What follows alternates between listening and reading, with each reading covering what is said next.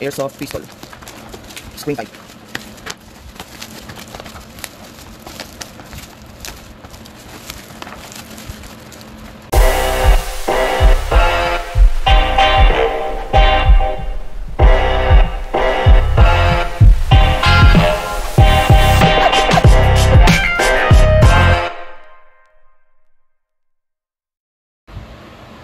Good day everyone! So today, mag-unbox tayo. So dumating na yung in-order natin na cheapest airsoft. So ito. So i-unbox na natin to guys. Mura lang siya na nakuha ko. So kaya siya cheapest airsoft kasi spring type pistol. Alright? So without further ado, let's unbox this. So ayan guys, no. So unbox na natin to. Yung nakuha nating spring type pistol airsoft. Ayan.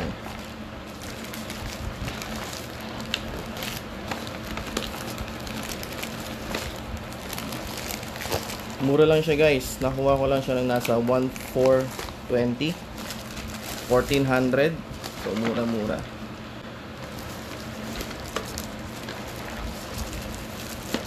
Airsoft pistol, spring type.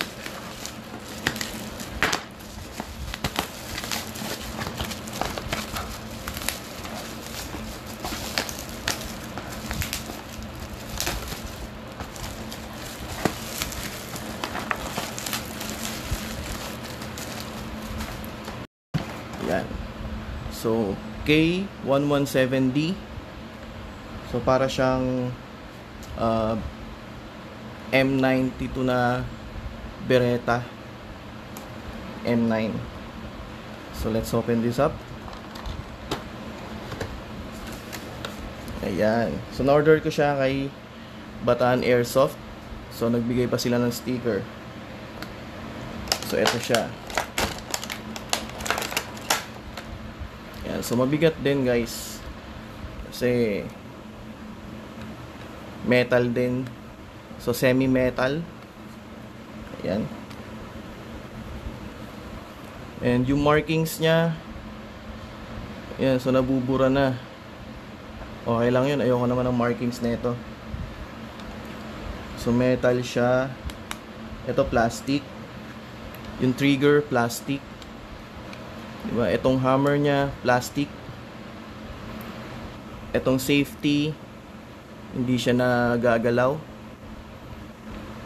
Alright, pati ito hindi rin siya nagagalaw. Hindi siya functional. Ayan. So yung magazine metal din.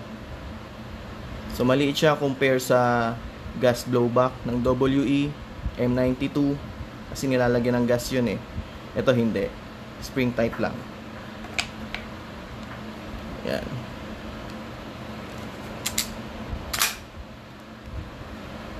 Matigas din siya i-cock. Malakas din. So testing din natin to, no. Ayan.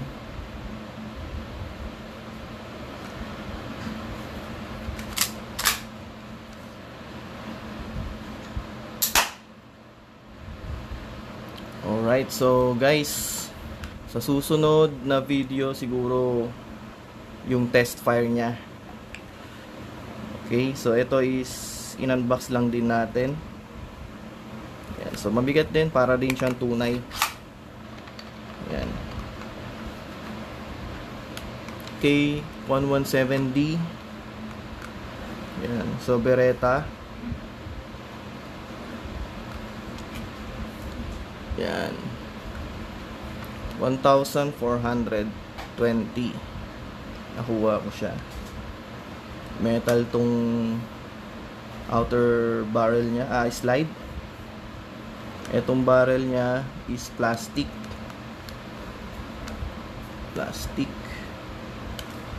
Ayan.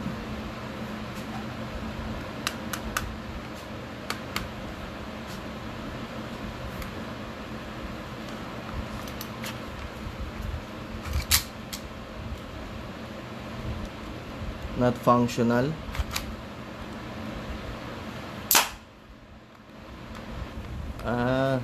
Pang-lock lang to para hindi siya makak. Hindi siya nakakak.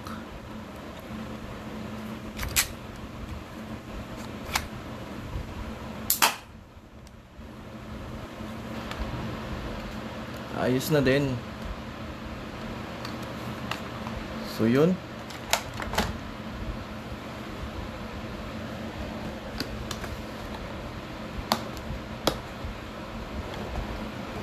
Though may mga gas-gas yung unit, pero okay lang. Pang ano lang naman natin, tinesting lang natin si spring type. Alright? So yun guys, no? So salamat at sinamahan nyo ako mag-unbox ng K117D na spring type airsoft. So maganda rin siya guys. So para siyang yung totoong Beretta. Right? So meron na akong naging ganitong airsoft gas blowback, which is yung M92WE M92, which I already sold. Yan, so kumuha tayo ng spring type, testing lang din natin, di ba? So talagang mahilig kasi talaga ako sa mga toy guns. Yan, so pang collection din, no? So testing natin yung power and accuracy. Maybe nasa 130 to 150 FPS din to. Ayan, so medyo matigas din siya ikak. Ayan. Ito yung hammer niya. So hindi siya katulad nung sa mga talagang gas blowback airsoft. Ayan. Lakas din. So yun guys. So yan. Hope you enjoyed the video, and if you do, please like, yan, and share, di ba? And paki-subscribe na rin dito sa channel natin para next time sa test fire nito, mapanood nyo. Alright? Thank you guys. Have a great day ahead. God bless everyone.